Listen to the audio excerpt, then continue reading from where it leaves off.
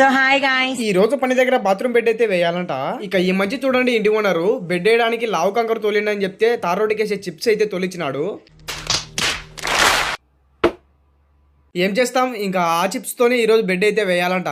నేను మా మంచి అయితే పనికి కావాల్సిన సామాన్లు తీసుకురావడానికి మా ఊరికి అయితే బయలుదేరాము. సామాన్లు తీసుకుని నాకు మా మంచికి టిఫిన్ అయితే కట్టించుకున్నాము. పని దగ్గరికి రాగానే ఇంకా టిఫిన్ అయితే తినేసి నేనైతే కంకరమాలు అయితే తిప్పేశాను. నేను మాల్లోకి నీళ్లు పడుతుంటే ఒక మంచి కడ్డీలు అయితే కట్ చేస్తున్నాడు, ఇంకో మంచి పైప్ కనెక్షన్ అయితే ఇస్తున్నాడు, ఇంటి ఓనర్ అయితే ఎక్స్ప్రెషన్స్ అయితే ఇస్తున్నాడు.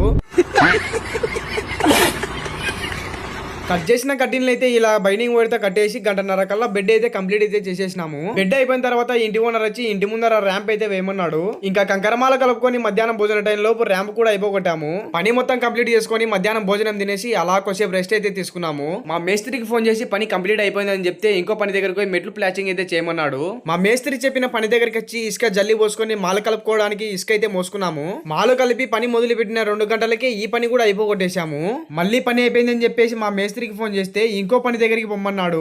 అయిపోయింది, బతికి అయిపోయింది. నీకు కొత్త చెక్కేస్తారులే ఈ రోజంతా. అవును, నిజంగానే. ఇంకా మా మేస్త్రి చెప్పినట్లుగానే ఈ పని దగ్గరకు కూడా అయితే వచ్చేసాం. ఇక్కడైతే ఎలివేషన్ డూమ్ కు మెస్ అయితే మెత్తాలంట.